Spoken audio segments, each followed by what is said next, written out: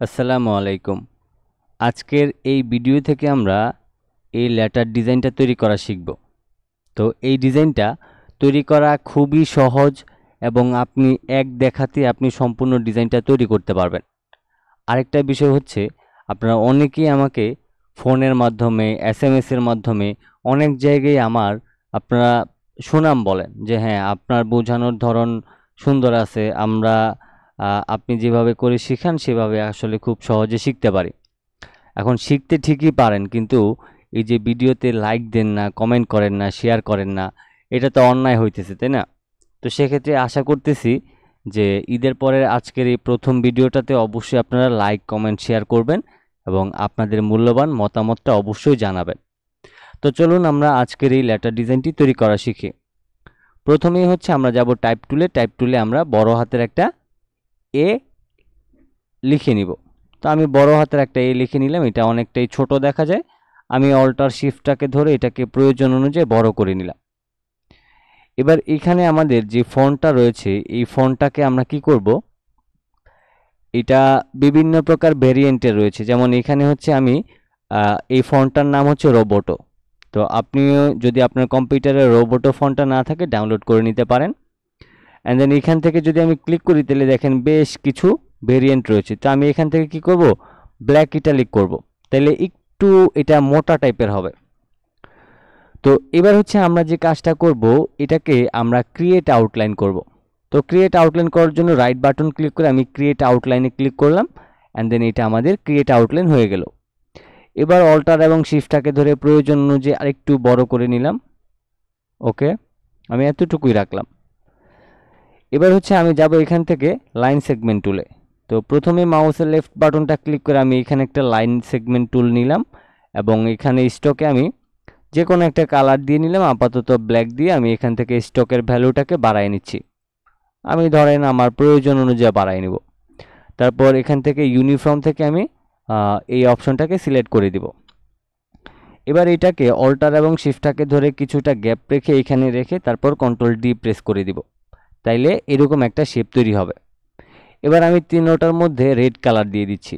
দিয়ে দেওয়ার পর আমি এটাকে সরাসরি এখানে নিয়ে বসায় দেব। তো এখানে বসায় দেওয়ার পর এবার আমরা যে কাজটা করব, মাঝখানের যে শেপটা আছে এটাকে দুই পাশ থেকে একটু বড় করে দিব এবং এটাকে আরেকটু এই পাশটাতে কমাইয়া নেব। ওকে, ঠিক এইরকম একটা আমাদের শেপ মোটামুটি সেট করে নিলেই হবে। আর এটাকে আমরা একটু নিচের দিকে নামায় নিই, তারপর এখান থেকে এটাকেও একটু নিচের দিকে নামায় নিয়ে আমরা সমান করে নিব। তো আমি মোটামুটি এইরকম একটা শেপ আমি নিয়ে নিলাম। এবার হচ্ছে আমরা কি করব, আমাদের গ্যাপগুলি যদি বেশি মনে হয় তাহলে আমরা একটু উপরে নিচে তুলে দিব। আমি এটাকে ধরেন একটু নিচের দিকে তুলে দিলাম, এটাকে আর একটু নিচের দিকে তুলে দিয়ে এটাকেও আর একটু নিচের দিকে নামাই দিব। টোটাল কথা হচ্ছে আমাদের তিনটা গ্যাপ যাতে সমান থাকে। তো আমি এটাকে আরেকটু নিচে নামাই দিই। ওকে, এবার আমি কি করব, এই তিনটাকে একসাথে সিলেক্ট করব। সিলেক্ট করার পর আমি যাব শেপ বিল্ডার টুলে, কিবোর্ড থেকে অল্টার ধরে মাউসের লেফট বাটনটা ক্লিক করে এই যে মাঝখানের যে অংশটা আছে এই মাঝখানের অংশ আমি মাইনাস করে ফেলব। তো মাঝখানের অংশটা মাইনাস করে ফেললে এই অংশটা কিন্তু আমাদের টোটালি ফাঁকা হয়ে যাবে।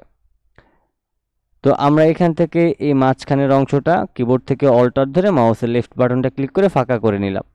তারপর আবারও মাউসের লেফট বাটনটা ক্লিক করে আমরা এই মাঝখানের অংশটাকেও ফাঁকা করে নিলাম।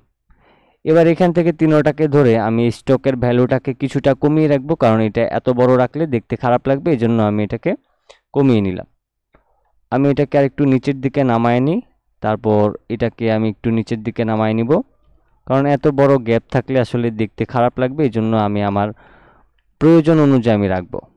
ওকে, তো এবার হচ্ছে আমরা এই তিনটার স্টকটাকে আরেকটু বাড়ায় দিই।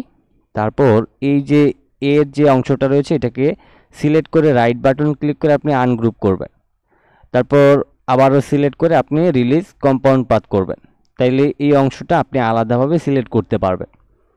এবার নিচের অংশটাতে আমি রেড কালার দিয়ে দিলাম এবং এই শেপটাকে সিলেক্ট করে আমি এই কালারটা দিলাম ব্ল্যাক।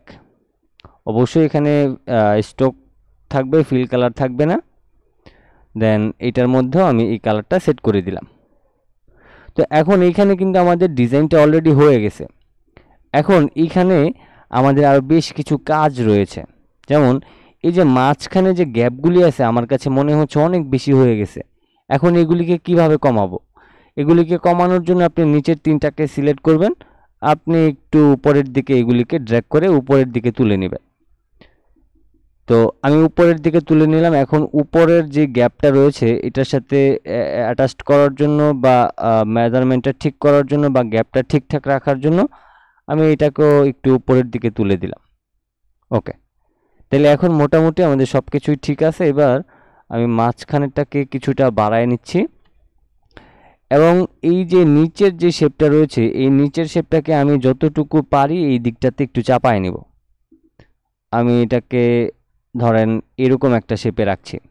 ওকে, তো এখন আমাদের ডিজাইন হয়ে গেছে এবং এখানে আমরা সম্পূর্ণ ডিজাইনটাকে ধরে এখন গ্রুপ করে নিব। তারপর এটাকে আমি একটু উপরের দিকে তুলে তারপর এখানে ধরেন আমি লিখে দিতে পারি ইউর ব্র্যান্ড। আমি এখানে একটু ফন্টটাকে বড় করে নিচ্ছি। ইউর ব্র্যান্ড আমি লিখে নিলাম। এবার প্রয়োজন অনুযায়ী এটাকে আপনি বড় করে এখানে বসায় নেবেন। তো আমি এখানে ইউর ব্র্যান্ড দিয়েছি। এখন আমি তো এটা তৈরি করলাম, এখন যেই কোম্পানির জন্য বানানো হবে সেই কোম্পানির নামটা এখানে হবে। দেন আমি আমার মতো ইউর ব্র্যান্ড দিয়ে দিয়েছি। আপনারা অবশ্যই যে কোম্পানির জন্য বানাবেন সেই কোম্পানির নামটা লিখে দিবেন। তো এই হচ্ছে আমাদের আজকের ডিজাইনটি। তো আজকের ডিজাইনটি কেমন লাগলো অবশ্যই কমেন্ট বক্সে জানিয়ে দিবেন এবং এই যে ডিজাইনগুলি আমি আপনাদেরকে দেখাই এইগুলি অবশ্যই প্রত্যেকে বাসায় প্র্যাকটিস করবেন। করার পর আমি যে এ লেটার দিয়ে ডিজাইনটা বানালাম এইটার মতো করে আপনি অন্য কিছু চিন্তা করবেন। যেমন ধরেন আমি এখানে লাইনের মাধ্যমে তৈরি করেছি, আপনি অন্য কিছু দিয়ে আপনি এই ডিজাইনটাকে আপনার মতো করে সাজানোর বা আপনার মতো করে ডিজাইন বানানোর চেষ্টা করবেন। তাইলে দেখবেন যে আপনি এমনিতেই আপনার মাথায় ডিজাইনের আইডিয়া চলে আসবে বা সুন্দর সুন্দর ডিজাইন আপনি তখন নিজে থেকেই বানাবেন। তো আমার এখানে কাজ হচ্ছে যে কোনটা কিভাবে তৈরি করা সেটা দেখিয়ে দেওয়া, দেন বাকি কাজ হচ্ছে আপনারা আপনাদের মতো করে সেরে নিতে পারবেন। সবাই ভালো থাকবেন, সুস্থ থাকবেন। আল্লাহ হাফেজ।